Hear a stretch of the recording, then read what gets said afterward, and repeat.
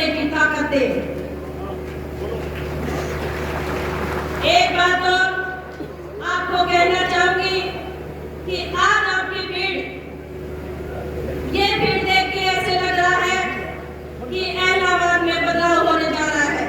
सम्मानित बुजुर्गों, युवा नौजवान साथियों और मेरी मातृशक्ति और देश का उज्जवल भविष्य, आप सारे बधाई के पात्र हो। आज के दिन आज बहन कुमारी शैलजा जी, आदरणीय श्रीमती सोनिया गांधी जी, राष्ट्रीय अध्यक्ष मल्लिकार्जुन खड़गे जी और राहुल गांधी जी का संदेश लेकर हमारे बीच पहुंचे हैं।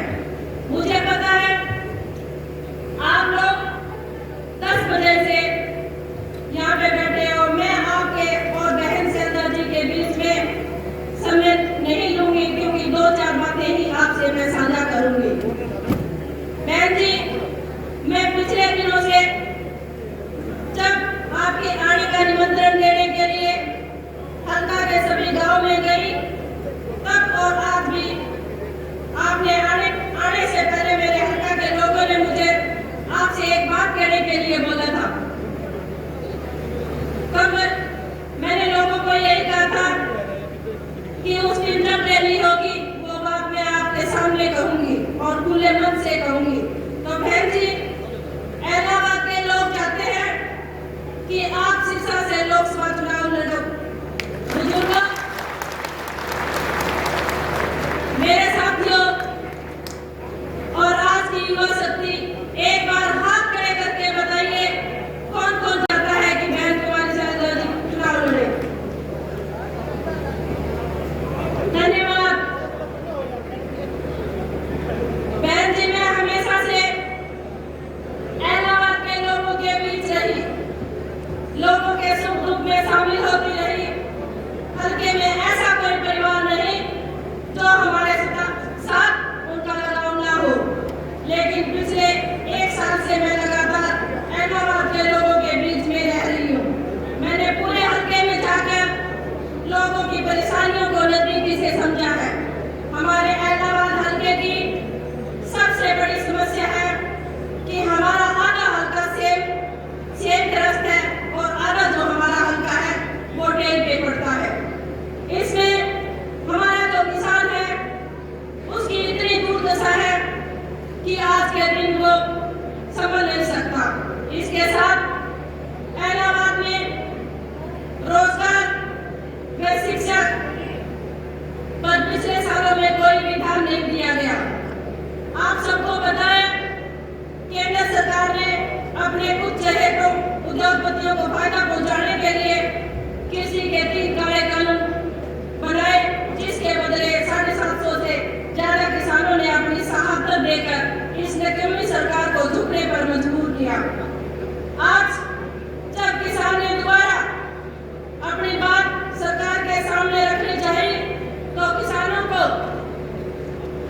फिर आंसू गैस के किसानों पे गोले फेंके गए और हमारे पंजाब बॉर्डर को ऐसे सील कर दिया कि सामने किसान नहीं, आतंकवादी खड़ा हो। एक साइड बीजेपी वालों ने नारा दिया था कि बेटी बचाओ बेटी पढ़ाओ का, और आपके सामने है सबसे पहले महिला सरपंच बनी और पंचकूला में इस गंदी सरकार ने लाठियां बांधने का काम किया। और उसके बाद में फिर हमारी आशा वर्कर बहने, आंगनवाड़ी वर्कर बहने कई महीनों तक धरने पर बैठने के लिए इस सरकार ने उनको मजबूर किया। और तो और हमारी जो गोल्ड मेडलिस्ट बेटियां थी उनको इस सरकार ने नहीं बख्शा, क्योंकि वो दृश्य आप सभी के सामने है कि जिस तरह हमारी गोल्ड मेडलिस्ट बेटियों को इन्होंने सड़कों पे बाल पकड़ पकड़ के किस तरह पाँव के नीचे को कुचला था। तो देश में आज के दिन बहन जी कोई कानून व्यवस्था नहीं है और ना महिलाएं सुरक्षित हैं। देश की संपत्ति को बेचा जा रहा है। भाजपा सरकार के साथ साथ इलाहाबाद का भी बहुत बड़ा दुर्भाग्य है कि लगातार 4 बार यहाँ से विधानसभा पहुंचे प्रतिनिधि ने भी हल्के की कोई भी आवाज विधानसभा में नहीं उठाई। मैं अपने बुजुर्गों से, नौजवान साथियों से और मेरी मातृशक्ति से कहना चाहती हूँ अब समय आ गया है, आपको सोचना होगा कि आपने 4 बार चुने विधायक को विधानसभा भेजा, उसने आपका फर्ज निभाया क्या? मैं आप ही से पूछना चाहती हूँ, एक बार हाथ खड़े करके बताइए और बता दीजिए कि किसने कोई काम किया है क्या आपके सामने। साथियों, आपको सोचना होगा कि इलाहाबाद की तरक्की के लिए, और साथियों आपको सोचना होगा इलाहाबाद के विकास के लिए। साथियों, आपको सोचना होगा इलाहाबाद के पढ़े लिखे उस व्यक्ति के लिए जो आज बेरोजगार है। आपको सोचना होगा हमारी सेहत की समस्या व सफाई समाधान के लिए। बुजुर्गों, नौजवान साथियों, बदलाव का समय आ गया है। सत्ता और प्रतिनिधि के बदलाव को आपको सोचना होगा। इलाहाबाद के किसान, मजदूर, दुकानदार, कर्मचारी कैसे खुशहाल हो। बुजुर्गों, नौजवान साथियों, आपको सोचना होगा ये सब कौन कर सकता है। आपने किसको इलाहाबाद की आवाज बनाकर विधानसभा भेजना है।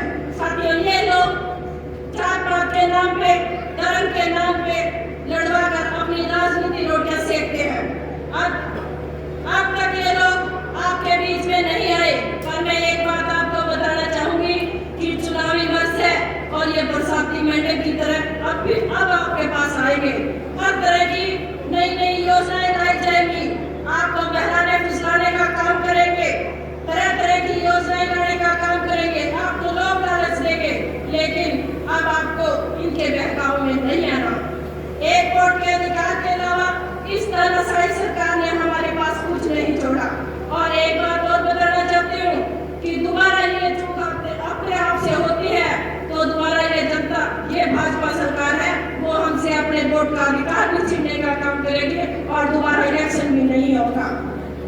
अगर आपने एक बार और उनको वोट देकर गलती कर दी तो ये सारा जो वोट का अधिकार है वो भी हमसे छीनने का काम करेगी। राहुल गांधी जी ने भारत देश को जोड़ने के लिए कश्मीर से कन्याकुमारी तक पैदल यात्रा की थी।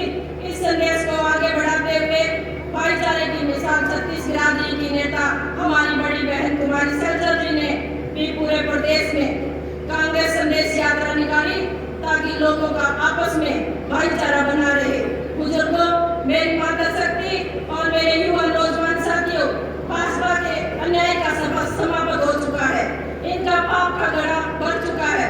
अगर आप चाहते हो कि इस तानाशाही सरकार से हमारा पीछा छूटे तो हमें अपनी राजनीति से ऊपर उठकर और छत्तीस बिरादरी को एक साथ खड़ा होकर अपने वोट की चोट से इस बीजेपी सरकार को सबक सिखाना होगा। इसके लिए हमें मेहनत करनी होगी और सोनिया गांधी जी और राष्ट्रीय अध्यक्ष मल्लिकार्जुन खड़गे जी और राहुल गांधी जी के नेतृत्व में हम घर घर जाके कांग्रेस पार्टी की नीतियों के बारे में बताना होगा। आज से ही हमें बूथ स्तर पर काम करना होगा और कांग्रेस पार्टी को मजबूत बनाना होगा। एक बार मेरे सम्मानित बुजुर्ग और माताएं बैठी है, मैं आपसे पूछना चाहती हूँ कि बहन कुमारी सैलजल जी को आप विश्वास दिलाओ कि कौन कौन बहन सैलजल कुमारी के साथ खड़े होकर हरियाणा के अंदर कांग्रेस पार्टी की सरकार बनाना चाहते हैं। सबका बहुत बहुत धन्यवाद। साथियों, एक बात और मैं आपसे कहना चाहती हूँ कि आपको